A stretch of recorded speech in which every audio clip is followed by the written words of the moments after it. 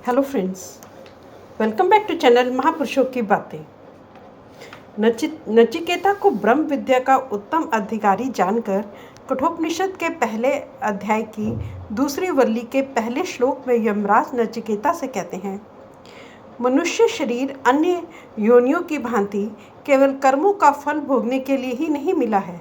इसमें मनुष्य भविष्य में सुख देने वाले साधन का अनुष्ठान भी कर सकता है। सुख के दो साधन होते हैं।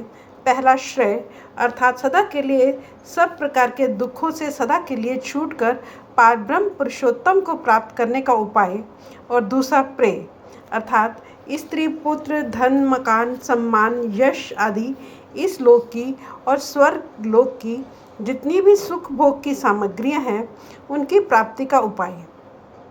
ये दोनों साधन मनुष्य को अपनी अपनी ओर आकर्षित करते हैं।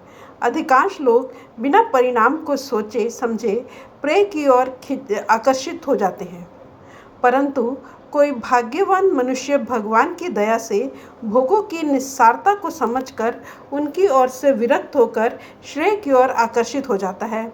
जो भगवान की कृपा का पात्र होकर श्रेय को अपना लेता है और तत्परता के साथ उसके साधन में लग जाता है, उसका तो सब प्रकार से कल्याण हो जाता है।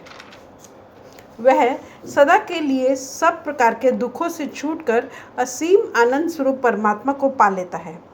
परंतु जो सांसारिक सुख के साधनों में लग जाता है, वह अपने मानव जीवन के परम लक्ष्य परमात्मा की प्राप्ति रूप प्रयोजन को सिद्ध नहीं कर पाता, इसलिए उसे नित्य सुख नहीं मिलता।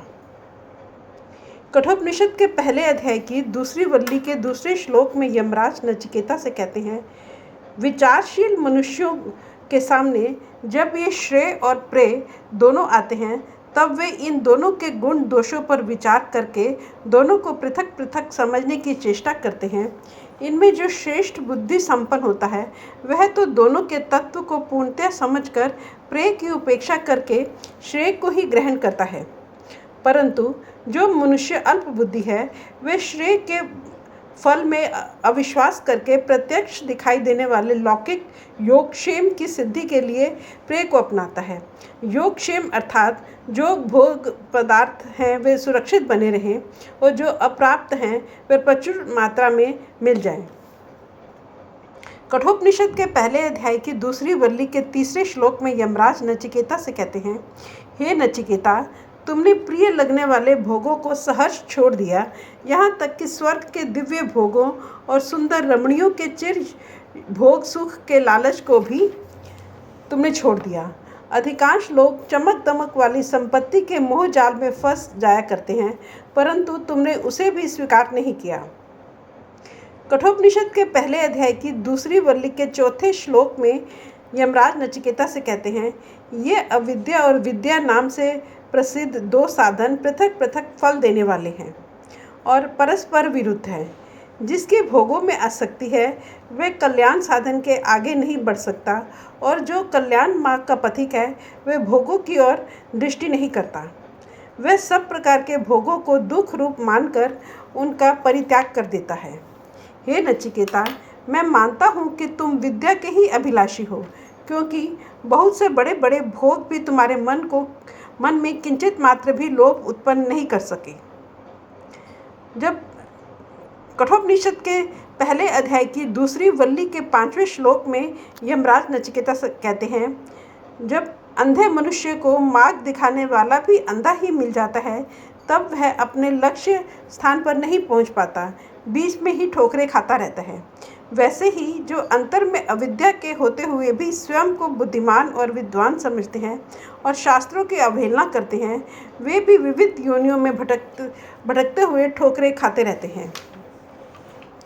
कठोपनिषद के पहले अध्याय की दूसरी वल्ली के 6ठे श्लोक में यमराज नचिकेता से कहते हैं, इस प्रकार मनुष्य जीवन के महत्व को ना समझने वाला अभिमानी मनुष्य सांसारिक भोग संपत्ति की प्राप्ति के साधन रूप धनादि के मोह से मोहित हुआ रहता है।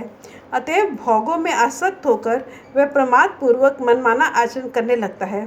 उसे परलोक नहीं सूझता। उसके अंतःकरण में इस प्रकार के विचार उत्पन्न ही नहीं होते कि मरने के बाद मुझे अपने समस्त कर्मों का फल भोगने के लिए बाध्य होकर बार बार विविध योनियों में जन्म लेना पड़ेगा। वह मूर्ख समझता है कि बस जो कुछ भी है यहाँ प्रत्यक्ष दिखाई देता है यही लोक है, इसी की सत्ता है। यहाँ जितना विषय सुख भोग लिया जाए उतनी ही बुद्धिमानी है, इससे आगे क्या है? परलोक किसने देखा है? परलोक तो लोगों की कल्पना मात्र है इत्यादि।